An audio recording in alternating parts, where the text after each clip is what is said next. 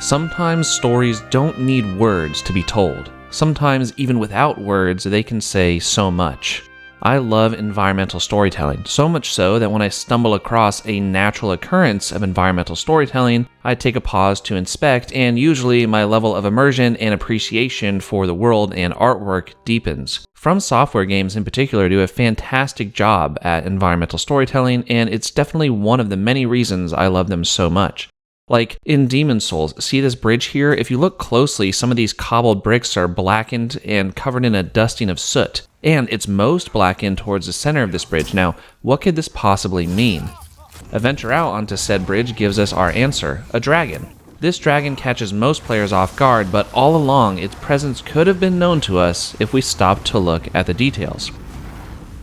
In this first episode of a new series, I will attempt to find the world in World of Warcraft. I've gone on a quest to find examples of environmental storytelling, and here's what I've found.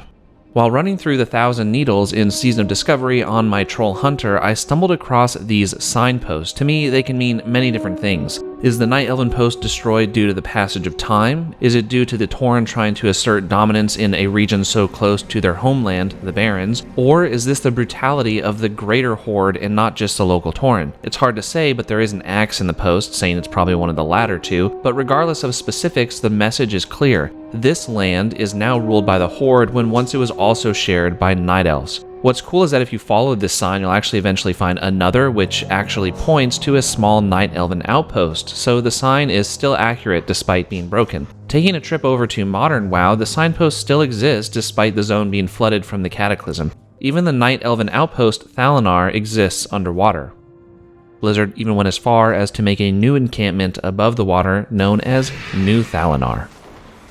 Not too far away from here, off the southern shores of Tanarus, I can see the faint outline of another landmass. Once I make my way to it, I find an uninhabited island, but what's more interesting are the structures. The buildings scattered about are of gnomish make rather than pure goblin make, so what would gnomes have been doing all the way down here, and why are there no traces of them?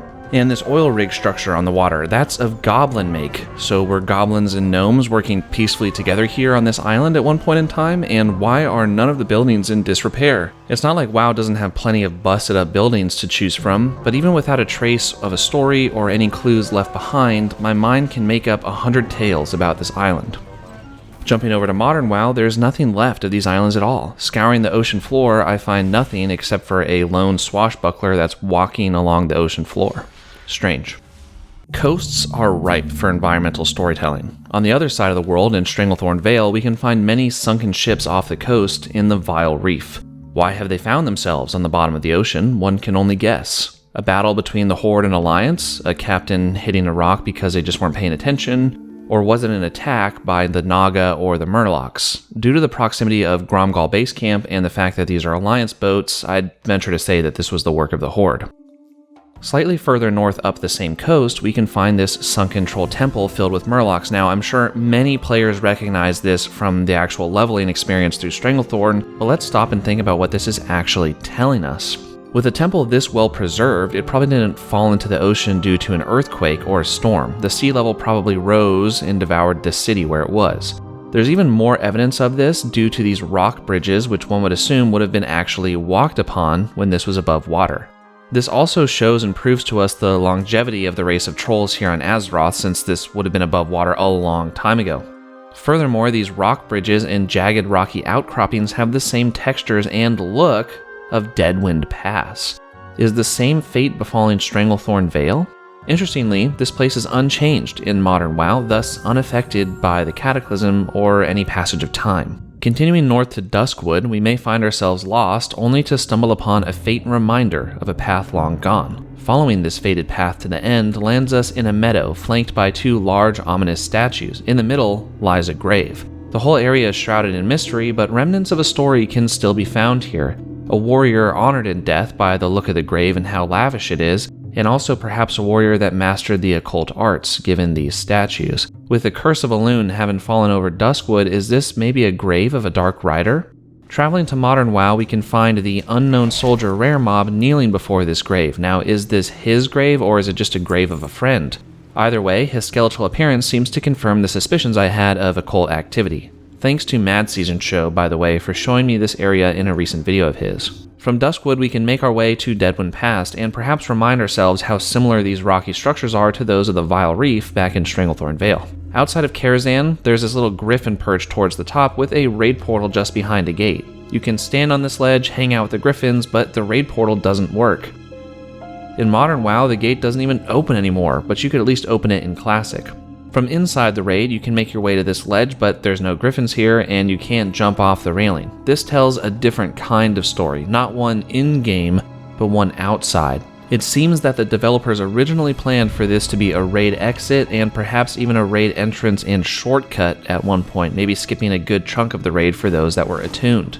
The griffins here lend me the idea that we could ride them to the ground, and perhaps a friendly NPC would station themselves at this point to ferry players back and forth. Alas, all we have left is a unique ledge to stand on and look out over the emptiness of Deadwind Pass. Changing continents to Pandaria, we can see more naval storytelling.